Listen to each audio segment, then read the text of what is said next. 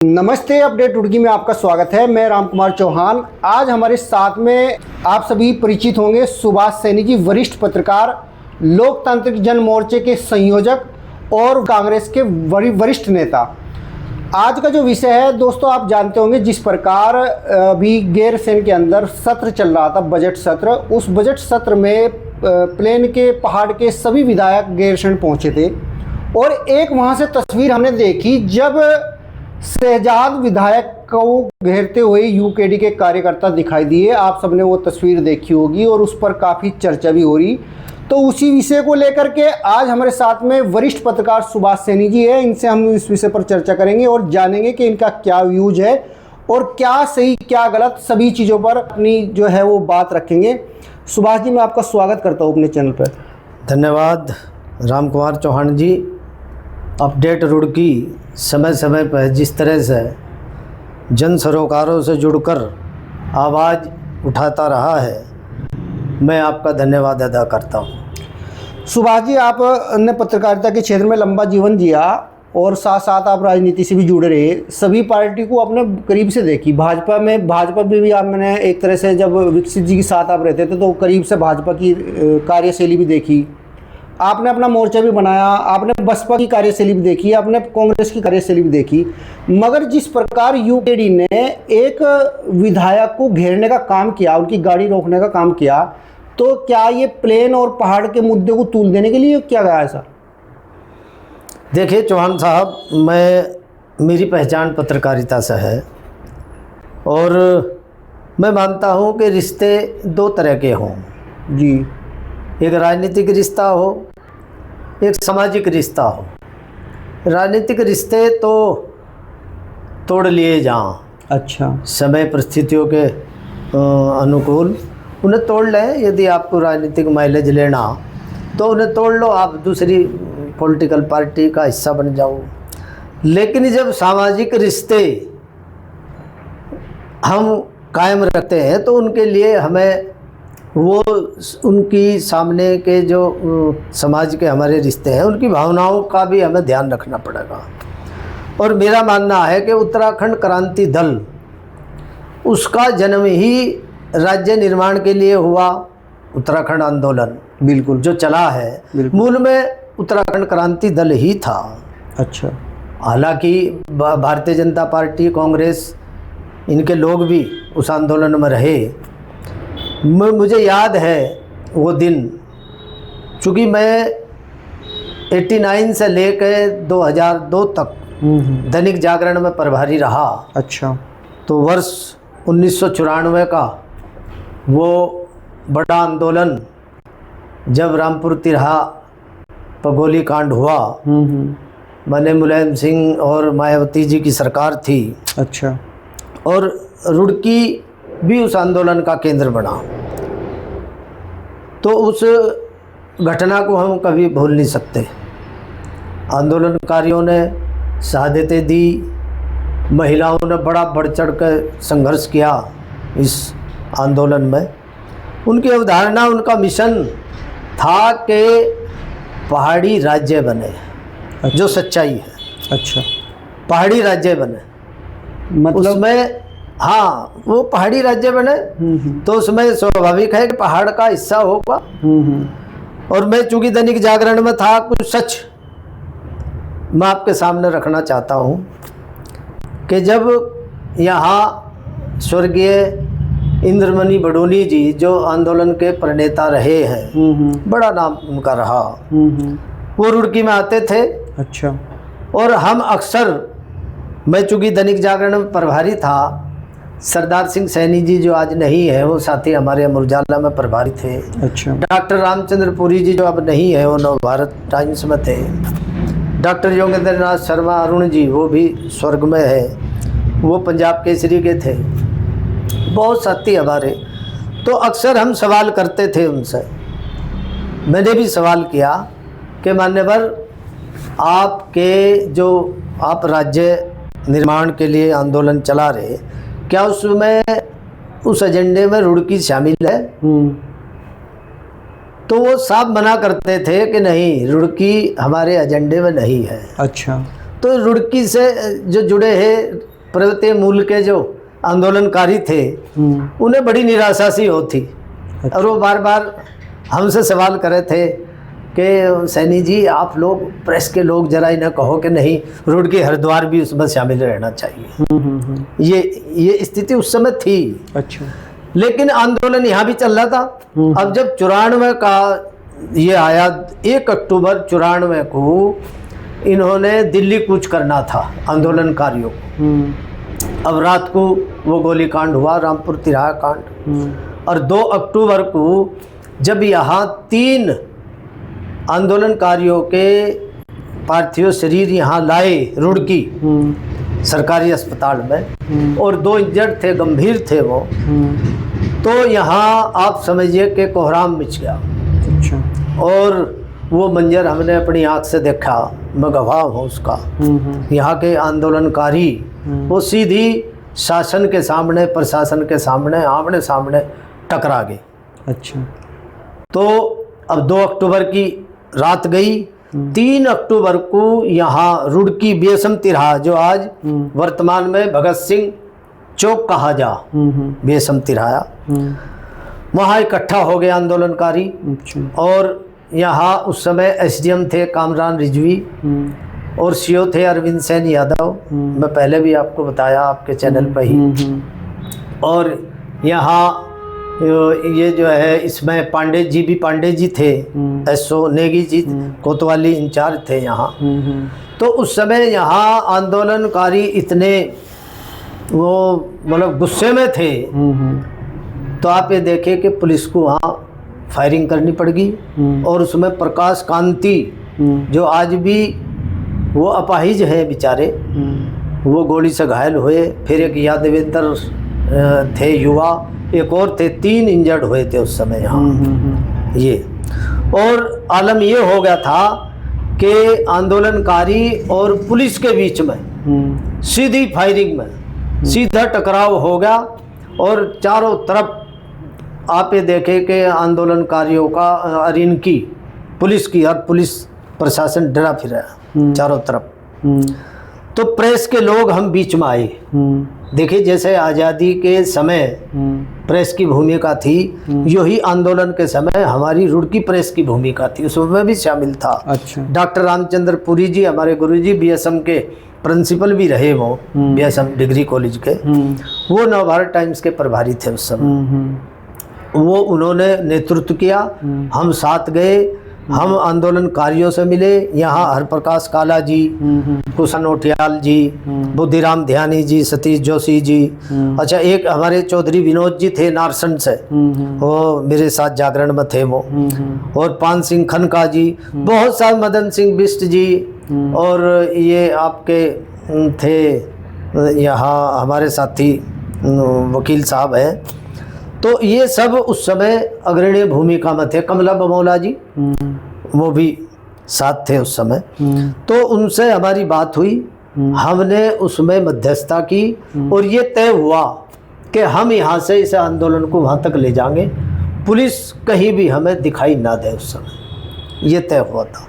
तो मेरा कहना कुल मिला के ये है इसमें कि उस समय ऐसा नहीं था कि हम लोग जो प्लेन के जो मैदानी लोग थे वो वहाँ इस राज्य निर्माण में जाना चाहते थे, या फिर हम पहाड़ी राज्य में मिलना चाहते थे। ऐसा कुछ नहीं था उस समय, नहीं था। अच्छा। ठीक है, पहाड़ के लोग भाई उस समय इनके साथ हक तलफी हो रही थी, हमें भी लगा था पहाड़ का जीवन आप देख रहे बड़ा कठिन जीवन है वहाँ। तो यदि वो मांग कर रहे हैं और उसके लिए शहादतें दी उन्होंने, तो राज्य उनका बढ़ना चाहिए, ये भावना हमारी थी और हम लोगों ने साथ भी दिया उनका। अच्छा। तो अब यह है कि पॉलिटिकली कोई निर्णय ऊपर से हुआ। अब यहाँ भाई जो भी आंदोलन में शहीद हुए उनकी भावनाएं भी रखी गई। फिर ये हुआ कि भाई अटल बिहारी वाजपेयी जी प्रधानमंत्री बने, तो उन्होंने ये राज्य निर्माण की घोषणा करी। लेकिन उसमें जो ये हरिद्वार शामिल हुआ, सच्चाई ये है कि हरिद्वार के लोग उधर जाना नहीं चाहते थे और वो लेना भी नहीं चाहते थे। जो सच है वो ये है। तो अब जब उन्होंने इसे शामिल कर लिया तो अब क्या है, तो हमारी भावनाएं उन्हें कहीं ना कहीं रखनी पड़ेंगी और उनकी भावनाएं हमें रखनी पड़ेंगी। ये मान सम्मान एक दूसरे का करना पड़ेगा। आज यदि शहजाद भाई प्लेन की बात कर रहे तो यहाँ की आवाज़ तो उन्हें उठानी पड़ेगी। विधानसभा कहाँ उठाओगे फिर वो, और उन्हें यदि वो अच्छी नहीं लगने की, चूंकि वो तो पहाड़ी राज्य से जुड़े हैं ना, उन्हें लगे कि भाई ये जो आए हैं ये हमारा हिस्सा ले रहे, और हमें ऐसा लग रहा है यहाँ के लोगों को ये कि हमें ये कुछ देना नहीं चाहते, क्योंकि राजस्व का क्षेत्र है हमारा, तो भाई यहाँ से राजस्व जा रहा तो वहां से कुछ आवेगा तभी तो यहाँ लगेगा। ये भावना इनकी है। नहीं पत्रकार साहब, मैं ये जो आपने बात बताई ये तो आपने पिछली बार भी सारी बात ये बताई थी, समझाई थी। हमारे व्यूअर्स जो है उन्होंने ये बात सारी सुनी भी होंगी। हाँ। और अब फिर वो हमने, आपके ध्यान में होगा, चर्चा पहले भी शहजाद जी के भाषण पे हुआ था। हाँ। और अब हम फिर ये शहजाद जी के भाषण पे ही चर्चा कर रहे हैं। ये बात जो आप बता रहे बार बार, जैसा मतलब कि ये जो प्लेन का क्षेत्र है ये ना तो जाना चाह रहा था उत्तराखंड में, और ना उत्तराखंड के लोग इसे लेना चाह रहे थे, मगर ये फिर भी चला गया अब तो। हाँ, अब तो उत्तराखंड का हिस्सा होगा ये। हाँ बिल्कुल बिल्कुल। और ऐसा भी नहीं, अरे ऐसा भी नहीं है कि उत्तराखंड जो है, मान लो ये अगर अलग कर दिया जाए, ये राजस्व आपने कहा कि दे ही रहा उन्हें अभी। हाँ, राजस्व जाता है, और जितना यहाँ से राजस्व जावे उसके हिसाब से जितना पहाड़ों पे विकास हो रहा उतना प्लेन में हो नहीं रहा। आप सड़कें देख लो यहाँ की, आप व्यवस्था देख लो, सरकारी व्यवस्था कुछ भी देख लो। अगर आप बात करोगे तो आज जो है वो उतना विकास उत्तराखंड का जितना विकास हुआ उतना प्लेन का विकास यहाँ हरिद्वार जिले का नहीं हो पाया।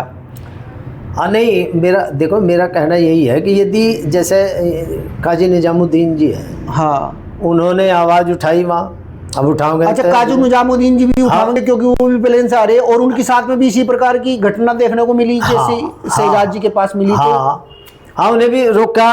भाई ये यदि देखिए, उत्तराखंड क्रांति दल हाँ ने राज्य निर्माण में अपनी भूमिका निभाई। दिवाकर भट्ट जी, नहीं तो काशी सिंह हरी जी, और आपके त्रिपाठी जी, बहुत लोग। आज दिवाकर भट्ट जी नहीं है। देखिए, मैं उनका स्मरण इसलिए भी कर लूँ कि जब मैं 2005 में यहाँ लोकतांत्रिक जनमोर्चे का गठन किया गया, राजनीतिक संगठन का, तो उत्तराखंड क्रांति दल से मेरे निकट के संबंध रहे।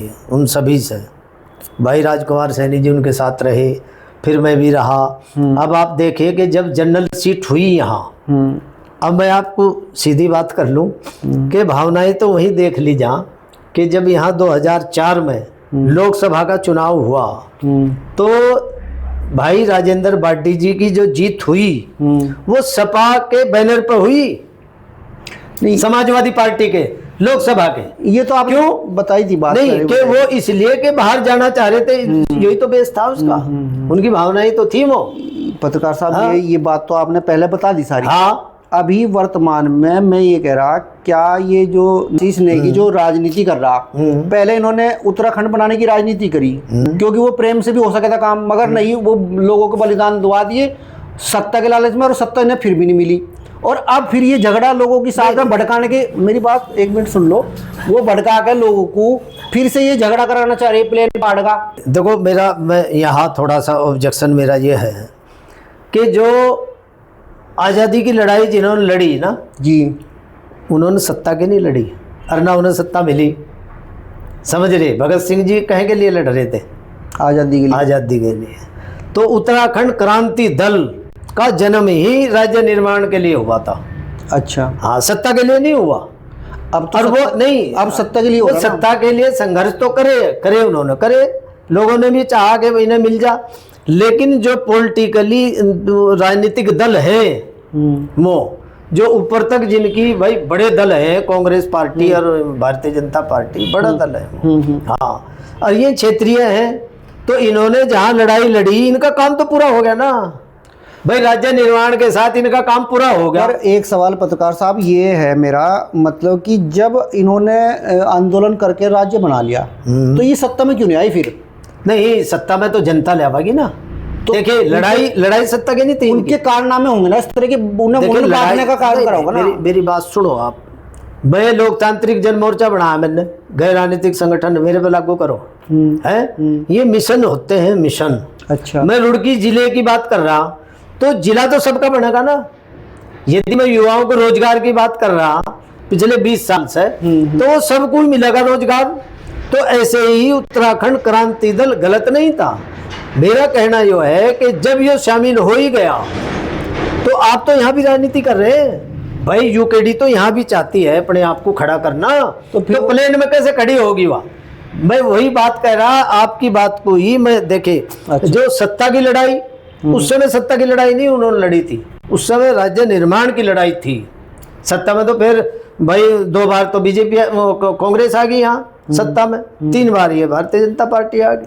नहीं, 25 साल अभी जो देखो गाड़ी घेरने का एक तरीका उनका, हाँ, वो गलत है। वो प्लेन के हिसाब से तो घेरा गया। अगर हाँ, प्लेन के विधायक है शहजाद जी, इसलिए घेरी गई उनकी गाड़ी। वो उन्होंने पहाड़ वालों की क्यों नहीं घेरी गई गाड़ी? नहीं, उन्हें एतराज था, तो पहाड़ के इतने सारे विधायक है, उनसे सवाल करना था। ये सत्ता में जो अभी वर्तमान सत्ता जिसकी है भारतीय जनता पार्टी की, उसके विधायकों को घेरना था।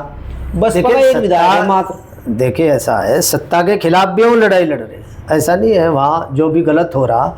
मैं फिर कह रहा कि यदि शहजाद विधायक जी ने क्या कहा ऐसा जिस पर आप उसे रोक रहे वहाँ, भाई खिलाड़ियों की बात करी उन्होंने। यदि भेदभाव ना होता तो ये बोले ही नहीं थे, ये नहीं बोल रहे थे। काजी निजामुद्दीन जी बोले नहीं थे, वीरेंद्र जाति बोले नहीं थे, रवि बहादुर बोले नहीं थे, ये बोले नहीं थे वहाँ। अब ये है प्रदीप बत्रा जी, अब इनका क्या योगदान है इस राज्य निर्माण के आंदोलन में, इन्हें पता भी नहीं है 94 में क्या क्या हुआ। ठीक, पता तो नहीं है। हमें पता है कि यहाँ के जो पर्वतीय मूल के लोग हैं, वो चाहे हरप्रकाश काला जी हो, ये बताए ना मैं कुशा नोटिया, इन्होंने आंदोलन में बढ़ चढ़ कर हिस्सा लिया। और आज भी यदि रुड़की जिले की बात करूं मैं, तो सबसे पहले हरप्रकाश काला होंगे और भारतीय जनता पार्टी में वो। लेकिन उन्हें यह है कि रुड़की जिला बढ़ना चाहिए, ये लड़ाई है। अभी आपने प्रदीप बत्रा जी का जैसा जिक्र करा, हाँ। मैं उनका भी देख रहा था, उसमें उन्होंने विधानसभा के अंदर जो प्रश्न उठाया, वो मतलब जो इधर गणेशपुर में मुआवजे को लेकर प्रश्न उठाया। और जबकि ये उनकी क्षेत्र, उनकी विधानसभा का क्षेत्र का मामला है, मुआवजा तो वो अपने हिसाब से भी दिलवा सके सरकार से कह के। वो पर्सन जो है विधानसभा के अंदर, वो जन सोकार से जुड़े हुए मुद्दे उठाने चाहिए। जैसे शहजाद जी ने उठाया खिलाड़ियों से जुड़ा मुद्दा, या ममता राकेश जी ने उठाया उसका राशन कार्ड का मुद्दा, इधर वीरेंद्र जत्ती जी ने उठाया। तो जन सोकार से जुड़े हुए जो हर विधानसभा के लोगों के काम आने वाले मुद्दे। तो इसे कैसे देखते हो प्रदीप बत्रा जी के? नहीं, देखिए प्रदीप बत्रा जी को तो उठाने की जरूरत ही नहीं, वो तो रोज मुख्यमंत्री से मिलते हैं। हाँ, है 2017-18 में गरीब विधवाओं को उन्होंने 2.5 लाख का मुआवजा की घोषणा करी मदन कौशिक जी ने। हाँ। सरकार के प्रवक्ता होते हैं इसी शेरपुर गांव के हल्लू मजरा की वो विधवा, उसके लिए 3 लाख की घोषणा करी, वो आज तक नहीं दिए इन्होंने, आप तो आज तक नहीं दिए। पत्रकार साहब, मुझे ऐसा लगे 27 में आप मुआवजा दो आगे मानोगे। नहीं, वो देखिए ऐसा है ना भाई, यदि आप रुड़की से जुड़े हैं, मेरा मानना यो है कि जैसे रुड़की जिले की बात आप बार बार करो, तो अब आपके मुंह से रुड़की जिले का जय भी नहीं निकलता है। अरे उन्हें तो मुआवजे की बात कर रहे हैं, वो तो दुआ दो आप, जो पिछली योजना का वो तो 2.5 लाख। अच्छा, हम इसी मुद्दे पर रहेंगे जो आपका शहजाद जी का मुद्दा है। जो ये शहजाद जी से इतनी नफरत क्यों है? देखिए आशीष नेगी जी जो उत्तराखंड क्रांति दल के उभरते हैं नेता हैं। भाई दिवाकर भट्ट जी यही प्लेन में रह कर थे, दिवाकर भट्ट जी यही हरिद्वार में ही रहे। अच्छा है, वो जब मिनिस्टर बने तो यहाँ भी उनका बराबर जुड़ाव रहा लोगों से, ऐसा नहीं है। तो जब तक आप ये नहीं सोचोगे कि ये भी पहाड़ का ही हिस्सा है, हरिद्वार भी है। भाई मेरे तो सामाजिक रिश्ते भी हैं वहाँ। मैं आपकी बात समझ रहा, आपके तो सामाजिक रिश्ते हैं। हाँ। इसलिए आप खुल के नहीं बोल रहे। नहीं, खुल के बोल रहा मैं। वो रिश्ते भी देखिए, वो रिश्ते भी कायम रखने। आप पत्रकार हो, किसी पार्टी से जुड़े हुए, अगर किसी ने गलत करा तो गलत को गलत कहना मतलब देखो, प्रेस आपने हमें सिखाया कि सच्चाई के साथ रहो। हाँ। हम तो गलत को गलत कहेंगे। उन्होंने जिस प्रकार विधायक जी की गाड़ी रोकी शहजाद जी हाँ, की, गलत है। गलत है। गलत है, वो मैं कह रहा हूँ गलत है। इसका हम अपने निजामुद्दीन जी के साथ भी जो हुआ वो भी गलत है कि पैदल चलो। हाँ। ये गलत है। वो यहाँ रोकने लग जाएंगे, वो यहाँ रोकने लग जाएंगे। देखो गलत हो जाएगा ना, गलत हो जाएगा। अभी जो है गलत हो जाएगा। ये जो है क्या नाम, यूकेडी का यहाँ कार्यक्रम है, मेरे ख्याल से कल कोई आ रहे हुए आशीष नेगी जी यहाँ पे। हाँ, मान लो ये प्लेन के लोग यहाँ उनका विरोध करने लग गया। हाँ, वो गलत हो जाएगा ना। या भाई हमारे बहुत साथी देखो, आज कई साथी ऐसे जो आज उत्तराखंड क्रांति दल में जा रहे हैं, वो हमारे घर के आदमी है। मैंने देखे, मुझे खुद उन्होंने 2019 में समर्थन किया, यूकेडी ने। अच्छा। हाँ, दिवाकर भट्ट जी ने मुझे यहाँ उसमें मेयर के चुनाव में, मैं प्रत्याशी था लोकतांत्रिक जन मोर्चा से, उन्होंने समर्थन किया मुझे। एक मंच पर शहजाद जी ने करा, उसी मंच पर हर मिलाप धर्मशाला में सर्व समाज के सम्मेलन में। अच्छा। उसी मंच से तो शहजाद जी ने किया। अच्छा। उसी मंच से दिवाकर भट्ट जी ने किया यूकेडी का समर्थन मेरे लिए। और बीजेपी हारी भी हमारी वजह से यहाँ। और मुझे 2019 में मुझे तो पत्रकार साहब ऐसा लग रहा है कि जो शहजाद जी है, ये शहजाद जी तो एक तरह से जो है पूरा हरिद्वार में एक तरह से उन्हें तो बड़ा नेता बना दिया इन्होंने, इस तरह विरोध करके। तो नहीं, पहले भी उन्होंने प्लेन का मुद्दा उठाया, पहाड़ से जो पलायन हो गया देहरादून में हमारे लोग। हाँ। उन्होंने उसकी बात उन्होंने उठाई हुआ सबसे पहले। काफी उत्तराखंड के अंदर चर्चा का विषय बना रहा वो। हाँ। और अब फिर जैसे उन्होंने खिलाड़ियों का मुद्दा उठाया, उनकी गाड़ी रोक के उन्हें विरोध करा, तो बड़ा नेता तो उन्हें बनाई दिया यूकेडी ने। नहीं, देखो आवाज जब पहाड़ का, देखे आशीष नेगी जी पहाड़ की आवाज उठा रहे, वो गलत नहीं कर रहे। जो पहाड़ में समस्याएं हैं और जो आज सत्ता रूढ़ दल है, गलत क्यों नहीं कर रहे? वो तो लोगों के साथ हमने देखा मारपीट की, उनकी वीडियो आते हैं, वो प्लेन का आदमी होता है उसकी मारपीट करते हैं उनके साथ। वो गलत है ना। उसका देखिए, उसका विरोध हुआ ना यहाँ, उसका हम देखिए, हमारी जो मेन आज जो मैं आपसे ये बात कहनी चाह रहा वो यही है कि ये जो रिश्ते हैं हमारे, ये ना दरके। आशीष नेगी जी यदि पहाड़ की बात कर रहे तो गलत नहीं कर रहे। पहाड़ पर जो समस्याएं, उसे आप प्लेन से भी तो जोड़ो ना, जब आप यहाँ विस्तार कर रहे हैं अपनी पार्टी का। नहीं, क्या पता उनकी रणनीति का हिस्सा हो, प्लेन पहाड़ करके ही उन्हें मतलब सत्ता मिलती हो, उनकी रणनीति का हिस्सा हो। और उन्हें मतलब ये 10 सीट है यहाँ प्लेन की, उन्हें 10 सीटों की वैल्यू नजर ना आ रही हो, ऐसा भी तो हो सकता है। नहीं, तो वो नज़रिया उन्हें बदलना चाहिए, वो बदलना चाहिए। पहाड़ के साथ भेदभाव हुआ तो पहाड़ी राज्य मिला और लोगों ने पूरी संपत्ति पहाड़ के लोगों के साथ रखी। उसमें मैं भी था, ऐसा नहीं है, और आज भी है। मैं बताना कि हम सामाजिक रिश्ते भी हम चाहते हैं कि वो बने रहें, लंबे चले, और राजनीतिक रिश्ते भी ऐसे ना हो कि आप वहाँ गैरसैंण में जो कर रहे वही परिणति उसकी इधर से उसका जवाब मिले। ऐसी कोई बात ना तो हमारी तरफ से हो ना उनकी तरफ से हो। अच्छा सर, एक चीज़ और देखने को हमें मिली, यहाँ पे बहुत सारे पहाड़ के लोग रहते हैं, प्लेन में भी, रुड़की में भी बहुत लोग हैं, हरिद्वार में भी बहुत लोग हैं, देहरादून में भी तो बहुत, मतलब कि पहाड़ के भी प्लेन के भी सब है। तो ऐसा कोई भेदभाव हमें देखने को मिलता नहीं। सारे धर्म है भाई, सब धर्म है, सब लोग रल मिलकर रह रहे हैं यहाँ पे। हाँ। मगर ये राजनीतिक एक षड्यंत्र इस तरह रचा जा रहा है कि प्लेन और पहाड़ के लोगों के बीच में खाई खोदने का काम किया जा रहा। नहीं, ये तो भारतीय जनता पार्टी सत्तारूढ़ दल भी कर रहा है। अच्छा, यही करे उनकी तरफ से। हाँ, उनकी तरफ से यही हो, उनकी तरफ से क्या हो नहीं, उनकी बांटने का ही काम करें। उनकी तरफ से तो कोई इस तरह तो ये मुख्यमंत्री जी ये जिहाद पे ही लगाव रखे हैं भाई, वो लव जिहाद और थूक जिहाद और वो क्या नाम लैंड जिहाद। अरे भाई, शासन आपका है, देखिए सरकार आपकी है, वो एक्शन ले सकती है, कोई समस्या नहीं है उसमें। धर्म कहाँ अड़े आ रहा कि जी गलत यदि हिंदू है तो आप एक्शन ले लो, गलत मुसलमान है तो एक्शन ले लो आप। हाँ, तो विशेष एक समुदाय को टारगेट करना और उसके बारे में ही बार बार बात करना, ये चाहो कोई सी पार्टी हो, वो गलत होता, गलत है। मतलब कांग्रेस की तरफ से आरोप ये लगता है कि बीजेपी हिंदू मुस्लिम कर रही, और बीजेपी ये बोलती है कि हम तो कम से कम हिंदू मुस्लिम तो कर रहे हैं, आप तो सिर्फ मुस्लिम करते हो। मुस्लिम? हाँ, नहीं तो आप हिंदू मुस्लिम कर रहे हैं, मतलब वो हिंदू मुस्लिम तो कर रही कम से कम। हाँ, मुस्लिम कर रहे हैं, मुस्लिम कर रहे हैं बस। हाँ, तो इसमें उसे फायदा ये कहने में मुस्लिम मुस्लिम करे, अब मुस्लिम दिख रहा है अब आपको, मैं तिलक लगाओ बैठा है और सारे संस्कार मेरे हिंदू के हैं, ये सर्टिफिकेट उनसे हुआ क्या मैं? नहीं, आपको मैं पर्सनली नहीं कह रहा। नहीं, वो कहें, देखो वो राजनीति के रूप से कह रहे हैं ये बात। हाँ, सच्चाई नहीं है इसमें। अच्छा, सच्चाई। वो आराम से झूठ बोलते हैं भारतीय जनता पार्टी के लोग, कोई दिक्कत नहीं है उन्हें, कोई समस्या नहीं है। राजनीति में कहने वो सब चलता है। अरे भाई, यदि कहीं गलत हुआ तो वो कांग्रेस के शासन में हुआ तो लोगों ने विरोध किया, ऐसा नहीं है। इमरजेंसी लगी, उसमें विरोध हुआ चारों तरफ से, सत्ता से हट गई कांग्रेस, पूरी तरह हट गई थी। अच्छा। और यदि आप भी ऐसा ही करोगे तो आप भी हटोगे। अच्छा, आप भी हटोगे। हमने देखा विधानसभा के अंदर ही निजामुद्दीन जी जो विधायक हैं मंगलौर के, माननीय विधायक जी ने उन्हें कुपोषित बोल दिया, और फिर उधर से भी उन्होंने पलटवारे से मतलब वो भी बदतमीजी से बोले। तो क्या इस तरह की भाषा शैली विधानसभा के अंदर जनता के बीच में आनी चाहिए इस तरह की? नहीं, उन्होंने कहा भाई कुपोषित यदि जनता है तो आप तो कुपोषित नहीं हो, उन्होंने यो कहा काजी निजामुद्दीन जी। हाँ, तो क्या आप तो कुपोषित नहीं हो, कहीं आप भी होगे क्या? जनता तो है। तो उन्होंने भी तो फिर फिर उन्होंने पार्टी को भी कह दिया, उन्होंने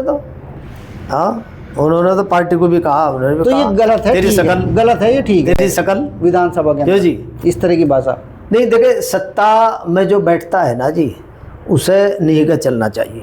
विपक्ष तो मुखर रहेगा, वो विपक्ष देखा नहीं आप? भारतीय जनता पार्टी का विपक्ष देखते?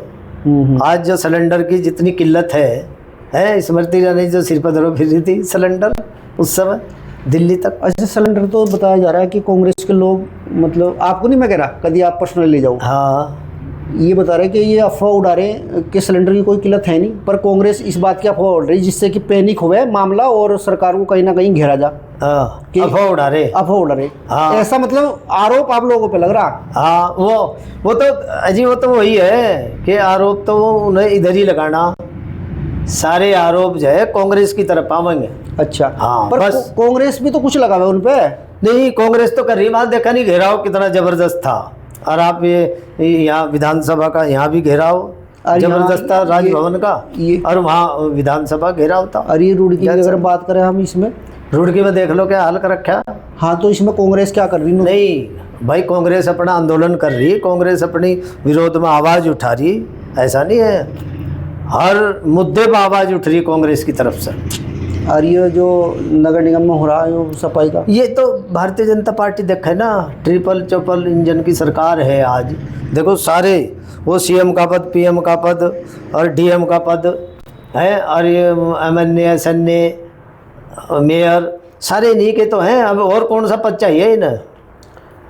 तो कैसे देखते हो आप इन सब मुद्दों को? कुछ देखिए, जनता तराई तराई है, जनता बिल्कुल परेशान है, और जिस दिन उसे रास्ता मिलेगा तो ये ढूंढे नहीं मिलने के आपको। ये स्थिति आज बनी हुई है। ये भ्रष्टाचार की बात कर रहे थे, भ्रष्टाचार में पूरी तरह डूबी हुई सरकार, पूरी तरह। किसी उसमें देख लो आप, ये देखो कि रुड़की ज़िले के ना बढ़ने से इतने परेशान है। बृहस्पतिवार की डीएम के यहाँ तारीख लगती है, 238 फाइल थी वहाँ, और लाइन लगी खड़ी थी, और 10 फाइलें सुनी डीएम साहब ने, और बस चले गए उठकर, और एक गट्ठर बांध के वकील ले जा वहाँ अपनी फाइलों के, एक पता नहीं कहाँ से नंबर शुरू कर दे डीएम साहब। ये स्थिति है। अब कौन कहेगा? जनता तो परेशान है, और इनकी मौजारी। तो पत्रकार साहब जो है, जनता को क्या संदेश आपका रहेगा आज इस प्रकार नेता लोग ये बांटो राज करो जो अंग्रेजों ने करा, मतलब उस प्रकार की राजनीति करी? कोई प्लेन में बांट रहा, कोई पहाड़ में बांट रहा, कोई जाति में बांट रहा, कोई धर्म में बांट रहा, कोई हिंदू में बांट रहा, कोई मुसलमान में बांट रहा। तो यही राजनीति चल रही भारत में। क्या आपका संदेश रहेगा कि कैसे जनता को? मैं तो इतना बड़ा संदेश नहीं दे सकता, मैं छोटा कार्यकर्ता हूँ, छोटा पत्रकार हूँ, कोई बहुत बड़ा संदेश मेरी तरफ से नहीं जाने का। मुझे इतना पता है कि मैंने ईमानदारी से यहाँ पत्रकारिता में जो पहचान बनाई, वो मैं उसके नाते सिर्फ इतना कहना चाहता हूँ यहाँ कि आज जो राजनीति है वो बहुत निचले स्तर पर चली गई। अच्छा। यहाँ और पैसे वाले लोग, कारोबारी लोग, वो इस पर कुंडली मार कर बैठ गए, अब जनता को कम से कम इतना जरूर देखना है कि जिसे भी वो बनावे, भले ही टिकट राजनीतिक दल दे रहा, पार्टियां ही देंगी टिकट को, तो वहाँ उनकी छवि, उनकी निष्ठा, उनकी कार्यशैली, अतीत में वो क्या करके आया और क्या भविष्य में करेगा, इतना सोच के जरूर वो वोट करें। और यदि आपने सही आदमी का चयन कर लिया तो निश्चित रूप से बदलाव होगा, और नहीं तो जो आज स्थिति है आप देख रहे कि यहाँ एडीबी योजना कैसे चली और यही रहे, मैं पर्टिकुलर नाम नहीं लेने का, यही लोग थे यहाँ, ये 25 साल जो गए, इनमें ज़रा थोड़ा सा निगाह घुमा लें कि कौन किन किन लोगों को आपने किन किन के ये जनप्रतिनिधि बनाए, वो जनप्रतिनिधि ना होकर वो धन प्रतिनिधि ही साबित हुए। आपको कहीं ना कहीं ये बदलाव लाना पड़ेगा, तभी जाकर यहाँ की स्थिति बदलेगी, उसमें हम भी शामिल रहेंगे। तो दोस्तों, उत्तराखंड की राजनीति को लेकर के आज हमारे साथ में चर्चा करने के लिए सुभाष सैनी जी वरिष्ठ पत्रकार के नाते हमारे साथ में थे, और बीच बीच में हम उनसे बातचीत इस प्रकार की हम करते रहते हैं मुद्दों को लेकर के। आज हमने फिर से, पिछली बार भी हमने शहजाद जी के जो विधानसभा में सत्र चल रहा था उनके भाषण पर चर्चा करी थी, और आप फिर अब दोबारा से जो विधायक शहजाद जी के साथ में हुआ उसी घटना को पर लेकर के हमने बातचीत करी। आप इस घटना को कैसे देखते हो और इस मुद्दे को, प्लेन पहाड़ के मुद्दे को किस प्रकार देखते हो? कमेंट बॉक्स में अपनी राय जरूर दीजिए। फिर मिलेंगे। धन्यवाद।